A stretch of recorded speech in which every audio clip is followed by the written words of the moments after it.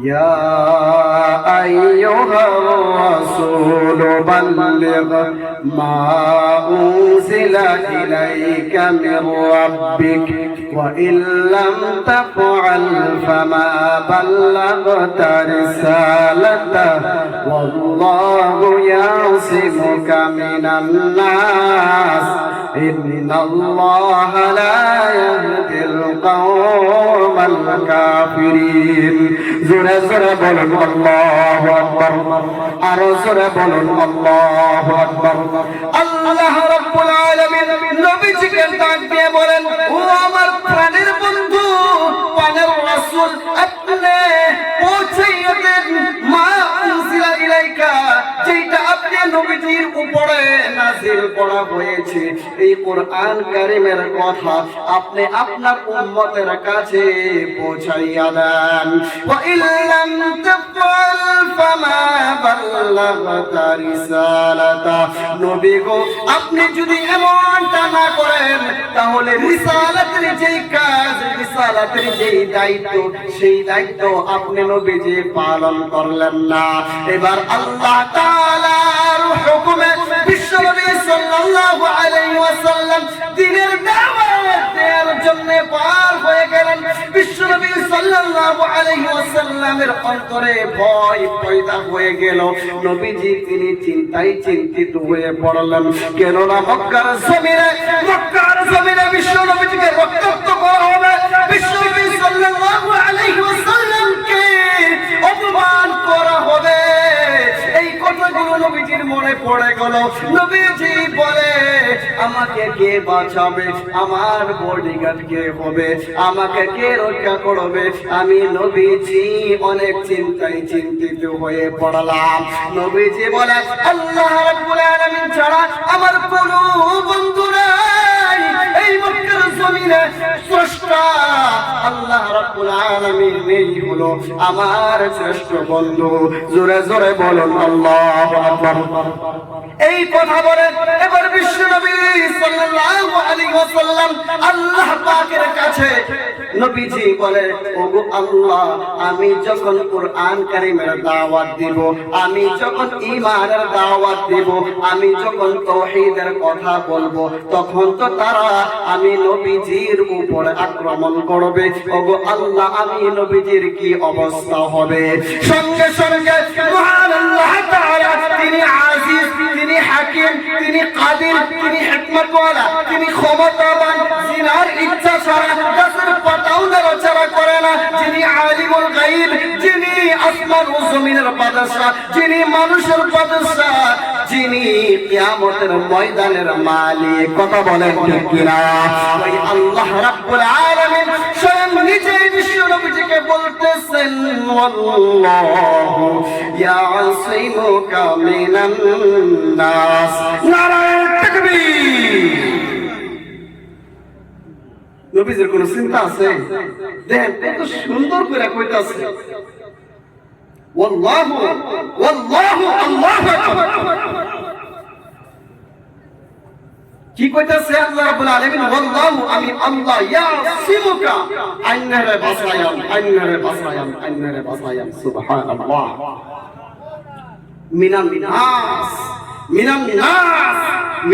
নাস পৃথিবীর মাধ্যমে যত মানুষ আপনি নবীজির বিপক্ষে যাবে সমস্ত মানুষের বিরোধিতা থেকে আক্রমণ থেকে আপনি নবীজিকে আমি আল্লাহ স্বয়ং নিজেই বাঁচাবো বলেন সুবহানাল্লাহ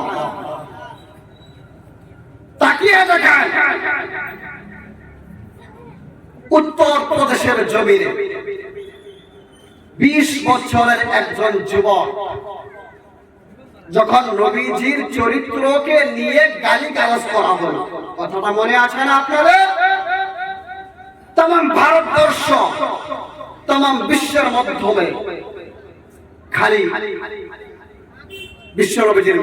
বিশ্বনবীর মিছিল যে কেন এই কথা বললাম কখনো সম্ভব করা যাবে না 20 বছরের যুবক উনি উত্তর প্রদেশের জমিনে রাস্তার সাইডে দাঁড়িয়ে বলছে যেই নবীজি না হইলে মা বাবা পাইতাম না, যেই নবীজি না হইলে আসমান ও জমিন সৃষ্টি হইতো না, যেই নবীজি না হইলে আমি 20 বছরের যুবক এই দুনিয়াতে আসতাম না। ওই নবীজিকে গালিগালাজ করেছো, ওই নবীজিকে গালিগালাজ করা এটা সহ্য করা যাবে না। ইসলাম জিন্দাবাদ, নারায়ে তাকবীর। যখন এইভাবে বললেন, কিন্তু ভারতবর্ষের লোক ওই ছেলেটাকে বেঁচে থাকতে দেয় নাই। সোজাসুজি ছেলের বুকের প্রতি পিস্তল টাঙ্গাইয়া এমন জোরে গুলি করেছে, যেই গুলিটা এসে ছেলের বুকের মাধ্যমে লাগছে আর ছেলেটা উত্তর প্রদেশের জমিনে পড়ে গেছে।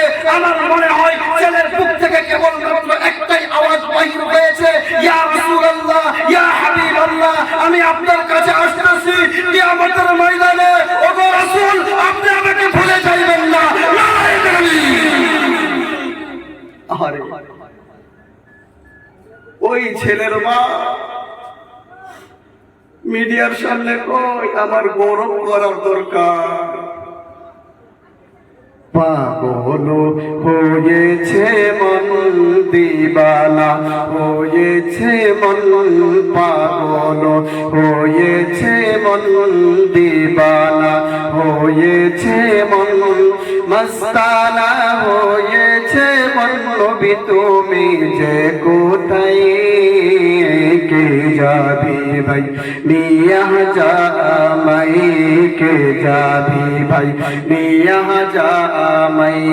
রাত্রে যখন শুইতে যাই নবীকে খুঁজে বেড়াই, রাত্রে যখন শুইতে যাই নবীকে খুঁজে বেড়াই।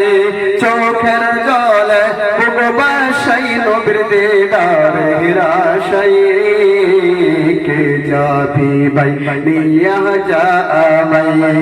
আল্লাহু আল্লাহ, আল্লাহু আল্লাহ, আল্লাহু আল্লাহ, আল্লাহু আল্লাহ, বলেন বলেন, আল্লাহু আল্লাহ, আল্লাহু আল্লাহ। নবী আমার জানের জান, নবী আমার প্রাণের প্রাণ, নবী আমার জানের জান, নবী আমার প্রাণের প্রাণ। ওই নবীকে দেখতে চাইলে হও না নবীর প্রেমে পেরেশান। বলেন মারহাবা। ছেলের মা মিডিয়ার সম্মুখে বলে, আমার ছেলে নবীজির জন্য জীবন দিয়েছে, এতে আমার গৌরব করার দরকার, আমার বাহাদুরি করার দরকার। যেই নবীজি না হইলে দুনিয়া হতো না, যেই নবীজি না হইলে আমি মা হইতাম না। বিশ্বনবী সাল্লাল্লাহু আলাইহি ওয়াসাল্লাম এমন একদিন বাকি যায় নাই যে পেট ভরে খাবার খাই নাই।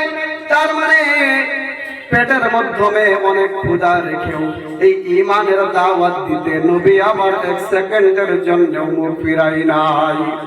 এই জন্য মহান আল্লাহ তাআলা ইব্রাহিম আলাইহিস সালামকে বানিয়েছে খলিলুল্লাহ, মুসা আলাইহিস সালামকে বানিয়েছে কালিমুল্লাহ, ঈসা আলাইহিস সালামকে বানিয়েছে রূহুল্লাহ, আমার আপনার নবীজিকে বানিয়েছে হাবিবুল্লাহ। জোরে জোরে বলুন আল্লাহু আকবার। আল্লাহ রাব্বুল আলামিনের হুকুমে বিশ্বনবী সাল্লাল্লাহু আলাইহি ওয়াসাল্লাম মক্কার জমিনে ইসলামের দাওয়াত দেয়া শুরু করে দিল। নবীজি মক্কার জমিনে মক্কার অবিশ্বাসীকারী লোককে তাদেরকে বলে যে শুনো শুনো শুনো শুনো, শেষ মুহূর্তে তোমাদেরকে দুনিয়া থেকে বিদায় হতে হবে, কিয়ামত সংগঠিত হবে, তোমাদের হিসাব নিকাশ নেওয়া হইবে, কিয়ামতের ময়দানে তোমাদেরকে দাঁড় করানো হবে। তখন তারা নবীজির সম্মুখে তারা তাদের মাধ্যমে আলোচনায় ব্যস্ত হয়ে যায়। নবীজির সামনে তারা আলোচনায় ব্যস্ত হয়ে গেছে। নবীজির কথার প্রতি তারা কোনো খেয়ালই হইতাছে না, তারা ঠাট্টা করতেছে। শুনো, আমরা মরে যাই, মাটি হয়ে যাই, আবারই আমরা পুনরায় জীবিত করা হইব, এই কথা তো আমাদের দিমাগও ঢুকতেছে না। আবার কি হই কইতাছে, এই মহাবত নামের এই পাগল কি কথা লই আইছে। যেই নবীজির আঙ্গুলের ইশারায় চাঁদ 2 টুকরা হয়ে গেছে। নারায়ে তাকবীর। ওই নবীজির কথার প্রতি তারা লক্ষ্য করে না, তারা তাদের মাধ্যমে আলোচনায় ব্যস্ত হয়ে গেছে। কি হয়ে গেছে? জোরে কোন কি হয়ে গেছে? ব্যস্ত হয়ে গেছে। আল্লাহ রাব্বুল আলামিন সূরা নাবার প্রথম আয়াত অবতীর্ণ করে দিলেন, বলেন সুবহানাল্লাহ। আল্লাহ রাব্বুল আলামিন বলেন আম্মা ইয়াতাসাআলুন, ওই সমস্ত অবিশ্বাসীকারীরা তারা কোন বস্তুর ব্যাপারে, কোন খবরের ব্যাপারে তারা একে অপরের সাথে আলোচনা করে। কোন বস্তুর ব্যাপারে তারা একে অপরের সাথে জিজ্ঞাসাবাদ করছে? আসলে এই কিয়ামতের ব্যাপারটা অনেক বড়। আল্লাহ রাব্বুল আলামিন এরপর বলেন আনিন নাবাইল আযীম, তারা যেই ব্যাপারে একে অপরের সাথে প্রশ্ন করছে ওই ব্যাপারটা, ওই খবরটা অনেক বড়, অনেক বড়। সূরা মুরসিলাতের ভিতরে মহান আল্লাহ তাআলা তিনি বলেন ইন্নামা তুআদুনা লাওয়াকি', তোমাদেরকে যে ওয়াদা মহান আল্লাহ তাআলা দিয়েছে ওই ওয়াদা অবশ্যই অবশ্যই হবে। ফাইযান নুজুমু তুমিসাত, যখন আসমানের তারাগুলো বিদীর্ণ হয়ে যাবে। আসমানের তারা আপনারা দেখতেছেন না যে লাইট আছে, ঝলমল ঝলমল করতেছে, কিন্তু কিয়ামতের দিন এই লাইট থাকবো না। আমরা যে অ্যাডভেন্সে দিলে কেমন চাই দেই না, কেমন এভাবে তারাগুলোকে ধ্বংস করে দেওয়া হবে আর সমস্ত তারাগুলো এই জমিনের উপরে নিক্ষিপ্ত করা হবে। বিশ্বনবী সাল্লাল্লাহু আলাইহি ওয়াসাল্লাম মক্কার জমিনে তাদেরকে বলতেছে ওয়াসুইরাতিল জিবালু ফাকানাত সারাবা, সুতরাং পাহাড়গুলোকে চালিয়ে দেওয়া হবে। সুতরাং সেই পাহাড়গুলো একে আরেক পাহাড়ের সাথে ধাক্কা লেগে ওই পাহাড়গুলো ভস্ম হয়ে যাবে। নারায়ে তাকবীর। এরপর বিশ্বনবী তাদেরকে যুক্তি দিয়ে বোঝাচ্ছে ওয়াফুতিহাতিস সামাউ ফাকানাত আবওয়াবা, আসমানগুলোকে খুলে দেওয়া হবে। খুলে দেওয়ার ফলে ওই আসমানগুলোর উপরে মানুষেরা দরজা দরজা দেখতে পাবে। এখনো আসমানের উপর দরজা আছে, হাদিসে মেরাজের মাধ্যমে পাওয়া যায়।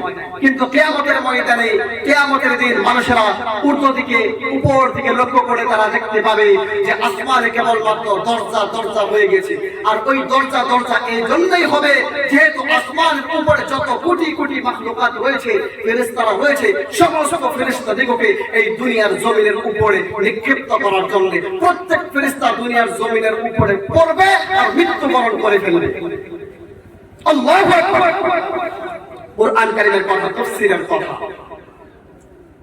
বিশ্বনবী সাল্লাল্লাহু আলাইহি ওয়াসাল্লাম যখন এইভাবে তাদেরকে বর্ণনা করে বলেছে, তখন তারা মনে করলো আসমান থেকে যদি ফেরেশতারা পড়ে যায় তারা তো আমাদের মাথার উপরে পড়বে, আমরা তো বত্তা হইয়া যাইব। কি কইতাছে? বত্তা হইয়া যাইব, আমরা প্রাণ বাঁচাইতে হবে। তৃতীয় ক্লাসে আপনারা পড়ছেন কি পড়ছেন না, অনেক যুবক ভাইরা পড়ছে, আমি পড়ছি, যে একটা হইটা বেল বেল গাছের নিচে ঘুমাই যেতে, গাছের থেকে বেল করে হইটা ভাবছে যে আসমান থেকে হয়ে গেছে। কথা কইতে কিনা?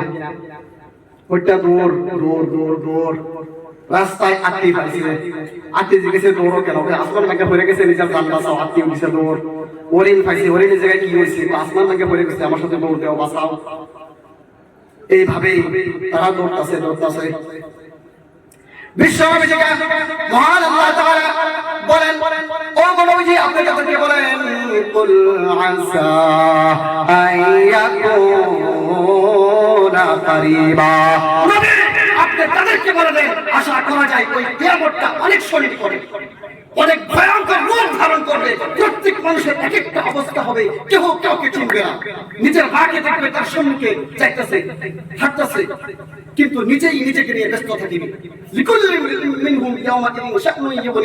প্রত্যেক মানুষ তারা নিজেই নিজেকে নিয়ে ব্যস্ত থাকিবে।